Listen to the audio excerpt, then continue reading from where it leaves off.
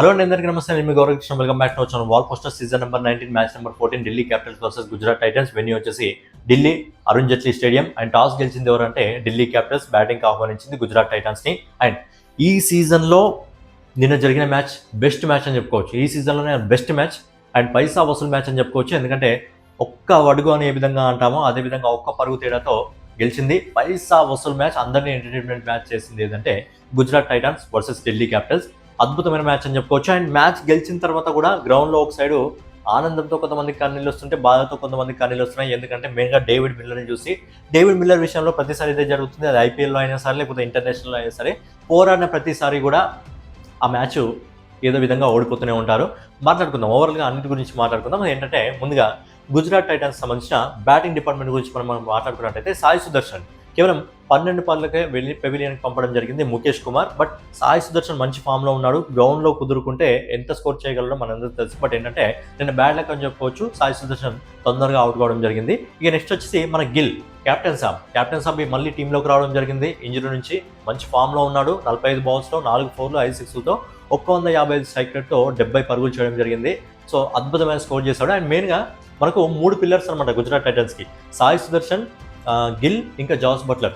వీళ్ళు ముగ్గురు కానీ మ్యాచ్లో ముగ్గురు కూడా 50-50 పైన స్కోర్ చేస్తారా, ఆ మ్యాచ్ ఖచ్చితంగా విజయాన్ని అందుకుంటుంది. బట్ నిన్న కూడా ఏం కాలేదు. సాయి సుదర్శన్ తొందరగా అవుట్ అయినప్పటికీ గిల్ తన బ్యాటింగ్ పర్ఫార్మెన్స్తో 70 పరుగులు చేయడం జరిగింది. మరి ఇంకో పిల్లర్ ఉంది కదా, జాస్ బట్లర్. మరి జాస్ బట్లర్ ఏంటంటే 27 బాల్స్లో 3 4లు 5 6లతో 192 స్ట్రైక్లతో 52 పరుగులు చేయడం జరిగింది. సో వీళ్ళిద్దరూ హాఫ్ సెంచరీ అయితే కంప్లీట్ చేసుకోవడం జరిగింది. జాస్ బట్లర్ కూడా అద్భుతమైన బ్యాటింగ్ అయితే చేయడం జరిగింది. మరి సాయి సుదర్శన్ హాఫ్ సెంచరీ చేయకపోతే ఏంటి, అతని ప్లేస్లో నేను చేస్తా అని చెప్పి వాషింగ్టన్ సుందర్ 6 4లు 2 6లతో 171 స్ట్రైక్లతో 55 పరుగులు చేయడం జరిగింది. సో గుడ్ న్యూస్ ఏంటంటే వాషింగ్టన్ సుందర్ కూడా మంచి ఫామ్లోకి అయితే ఉన్నాడు. నెక్స్ట్ వచ్చేసి ఫిలిప్స్ 14 పరుగులు, తివాటి 1 పరుగు చేసి ఓవరాల్గా 20 ఓవర్లలో గుజరాత్ టైటన్స్ 4 వికెట్లు నష్టపోయి 210 పరుగులు, అంటే భారీ లక్ష్యాన్ని అయితే డీసీ ముందు ఉంచడం జరిగింది. సో అద్భుతమైన స్కోర్ ఇదని చెప్పుకోవచ్చు. ఇక డీసీ బౌలింగ్ డిపార్ట్మెంట్ గురించి మాట్లాడుకున్నట్లయితే ముఖేష్ కుమార్ 55 రన్స్ ఇచ్చి మెయిన్గా 2 వికెట్లు తీసుకోవడం జరిగింది. సాయి సుదర్శన్ది, ఇంకా అద్భుతంగా బ్యాట్ చేస్తున్న వాషింగ్టన్ సుందర్ని, వీళ్ళిద్దరు వికెట్లు కూడా తీసుకోవడం జరిగింది. అలాగే లుంగి ఎండి అద్భుతంగా బ్యాటింగ్ చేస్తున్న గిల్ వికెట్ తీసుకోవడం జరిగింది. అలాగే కుల్దీప్ యాదవ్ వచ్చేసి బట్లర్ వికెట్ తీసుకోవడం జరిగింది. సో ఏంటంటే మంచి వికెట్లు తీసుకోవడం జరిగింది డీసీ బౌలింగ్ డిపార్ట్మెంట్. బట్ ఓవరాల్గా 4 వికెట్లు నష్టపోయి 210 పరుగులు చేసి ఆ లక్ష్యాన్ని డీసీ ముందుంచింది. ఇక డీసీ బ్యాటింగ్ డిపార్ట్మెంట్ గురించి మనం ఒకసారి మాట్లాడుకున్నట్టయితే నిశంక 24 బాల్స్లో 6 4లు 5 6లతో 170 స్ట్రైక్ రేట్తో 41 పరుగులు చేయడం జరిగింది. అండ్ నిశంక గుర్తుపెట్టుకోవాల్సింది ఏంటంటే T20 వరల్డ్ కప్లో మంచి ఫామ్లో ఉన్నాడు, ఐపీఎల్లో కూడా మంచి ఫామ్లో ఉన్నాడు. టీంకి ఓపెనర్గా తన నుంచి ఏ కాంట్రిబ్యూషన్ కావాలో ఆ కాంట్రిబ్యూషన్ అయితే ఇవ్వడం జరుగుతుంది. ఓపెనర్గా తన నుంచి ఎలాంటి స్కోర్ కావాలో అలాంటి స్కోర్ అయితే ఇవ్వడం జరుగుతుంది. సో నిన్న కూడా అద్భుతమైన బ్యాటింగ్ చేయడం జరిగింది. 41 పరుగులతో అద్భుతమైన స్కోర్ అయితే టీంకి ఇవ్వడం జరిగింది. ఇక నెక్స్ట్ వచ్చేసి ఢిల్లీ క్యాపిటల్స్కి గుడ్ న్యూస్ ఏంటంటే మన KL Rahul, classic KL Rahul అయితే తిరిగి ఫామ్లోకి రావడం జరిగింది. 52 బాల్స్లో 11 4లు 4 6లతో 176 స్ట్రైక్ రేట్తో 92 పరుగులు చేసి 92 పరుగుల వద్ద సిరాజ్ బౌలింగ్లో క్యాచ్ అవుట్ ఇచ్చి వెందిరగడం జరిగింది. బట్ ఏంటంటే కేఎల్ రాహుల్ని సెంచరీ చేసుకుంటానేమో అనుకున్నాను, బట్ సెంచరీ మిస్ అయింది. అండ్ ఈ సీజన్లో చాలా మందికి 80 దగ్గర 90 దగ్గర సెంచరీ మిస్ అవుతున్నాయి. ఇప్పటివరకు ఎవరు ఈ సీజన్లో మొదటి సెంచరీ చేయలేదు. మరి మొదటి సెంచరీ ఎవరు చేస్తారో చూడాలి. ఎవరు చేస్తారని మీరు అనుకుంటున్నారు, మీ ఒపీనియన్ కూడా కామెంట్ రూపంలో తెలియజేయండి. బట్ ఏంటంటే నిన్న కేఎల్ రాహుల్ సెంచరీ కొంచెంలో మిస్ అయిపోయాడు. అండ్ మీకు గుర్తున్నట్లయితే ఇదే డీసీలో మొన్న ముంబైతో మ్యాచ్ జరిగినప్పుడు సమీర్ రిజ్వీ కూడా 90 పరుగులకే అవుట్ కావడం జరిగింది. అక్కడ కూడా ఓ సెంచరీ మిస్ అయింది. సో ఈ సీజన్లో చాలా మంది 80 దగ్గర 90 దగ్గర సెంచరీ మిస్ అవుతున్నాయి. మరి మొదటి సెంచరీ ఎవరు చేస్తారనేది చూడాలి. ఇక నెక్స్ట్ వచ్చేసి నితీష్ రాణా కేవలం 5 పరుగులు మాత్రమే చేయడం జరిగింది. నితీష్ రాణా ఏందో తెలియదు. ఫస్ట్ మ్యాచ్లో లక్నోతో జరిగినప్పుడు 15 పరుగులు చేశాడు. తర్వాత ముంబైతో జరిగినప్పుడు డకౌట్ అయ్యాడు.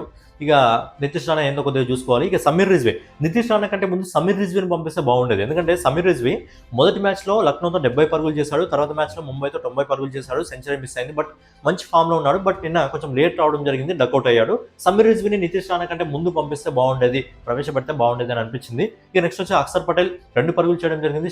స్టబ్స్ రన్అట్ అయ్యాడు. తర్వాత వచ్చి బిప్రాజ్ 12 పరుగులు చేయడం జరిగింది. ఇక బెస్ట్ ఏంటంటే కుల్దీప్ యాదవ్ లాస్ట్ ఏదైతే రన్అట్ కావడం జరిగిందో ఆ రన్అట్ వల్ల మ్యాచ్ కూడా అవుట్ ఆఫ్ ది సిలబస్ వెళ్ళిపోవడం జరిగింది. ఇక ఇప్పటివరకు మనం మాట్లాడుకొని ఒక బ్యాటర్ ఎవరు అంటే David Miller. So David Miller first బ్యాటింగ్కి వచ్చినప్పుడు అతని చేతికి ఏదో గాయమైంది. 10 బాల్స్లో 12 పరుగులు చేయడం జరిగింది. సో వెళ్ళిపోవడం జరిగింది గ్రౌండ్ నుంచి. తర్వాత తిరిగి టీం కష్టంలో ఉందని చెప్పి మళ్ళీ డేవిడ్ మిల్లర్ బ్యాక్ రావడం జరిగింది. తర్వాత 10 బాల్లో 29 రన్స్ చేయడం జరిగింది. అంటే ఓవరాల్గా 20 బాల్స్లో డేవిడ్ మిల్లర్ 41 పరుగులు చేయడం జరిగింది. 3 4లు 3 6లు కొట్టాడు. ఒక 6 అయితే 106 మీటర్ల 6లు కొడితే అది గ్రౌండ్ అవతలకి వెళ్ళిపోవడం జరిగింది. బట్ ఏంటంటే ఆ దెబ్బతో కూడా టీం కోసం తన కాంట్రిబ్యూషన్ అయితే ఇవ్వడం జరిగింది. బట్ ఏంటంటే ఫైనల్గా టీం కేవలం ఒక్క పరుగు తేడాతో ఓడిపోయింది. బట్ ఏంటంటే నిన్న డేవిడ్ మిల్లర్ ఆడిన విధానానికి నిజంగా మెచ్చుకోవాలి. పాపం అతని కళ్ళలో కన్నీళ్ళు తిరిగాయి, లాస్ట్ వరకు రావడం జరిగింది. అందుకే డీసీ టీంకి సంబంధించిన వాళ్ళు కానీ, లేదంటే గుజరాత్ టీంకి సంబంధించిన వాళ్ళు అందరూ కూడా అతన్ని అప్రిషియేట్ చేయడం జరిగింది, మెచ్చుకోవడం జరిగింది. అద్భుతమైన బ్యాటింగ్ చేయడం జరిగింది డేవిడ్ మిల్లర్ నిన్న. బట్ బ్యాడ్ లక్ ఏంటంటే ఒక పరుగుతో ఓడిపోవడం జరిగింది ఢిల్లీ క్యాపిటల్స్.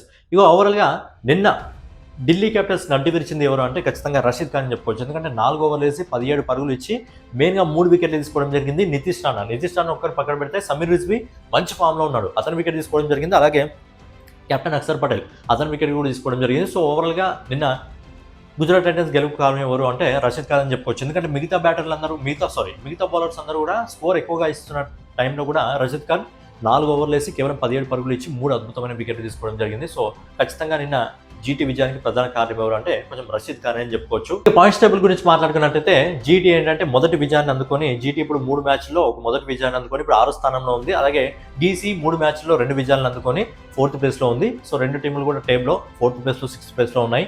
అండ్ 1, 2, 3 అలాగే ఫిక్స్ అయిపోయింది. 1, 2 ఏంటంటే రాజస్థాన్ రాయల్స్, తర్వాత మనకు పంజాబ్ కింగ్స్, తర్వాత ఆర్సీబీ. ఈ 3 టీంలు చాలా స్ట్రాంగ్గా ఉన్నాయి. ఈ 3 టీంలు కూడా ఖచ్చితంగా ప్లే ఆఫ్స్లో ఎంటర్ కావడం జరుగుతుంది. బట్ 4వ స్థానంకి ఎవరికి పోరాడతారు, 4వ స్థానం ఎవరు ఉంటాయని చెప్పి ప్రజెంట్ చాలా మంది అయితే వెయిట్ చేస్తున్నారు. ఓవరాల్గా నిన్నటి మ్యాచ్ అయితే నిజంగా పైసా వసూలు మ్యాచ్ అని చెప్పుకోవచ్చు. అందరికంటే ఎక్కువగా మెచ్చుకోవాల్సింది ఎవరంటే డేవిడ్ మిల్లర్ని. నిజంగా అద్భుతమైన బ్యాటింగ్ అయితే చేయడం జరిగింది. ఆ దెబ్బతో కూడా పెయిన్ ఓడ్చుకొని కూడా పోరాడాడు. బట్ ఏంటంటే విజయం మాత్రం దక్కలేదు. బట్ ఇంకో గుడ్ న్యూస్ ఏంటంటే డీసీకి క్లాసిక్ కేఎల్ రాహుల్ కూడా ఫామ్లోకి రావడం, ఇదంతా గుడ్ న్యూస్ అని చెప్పుకోవచ్చు.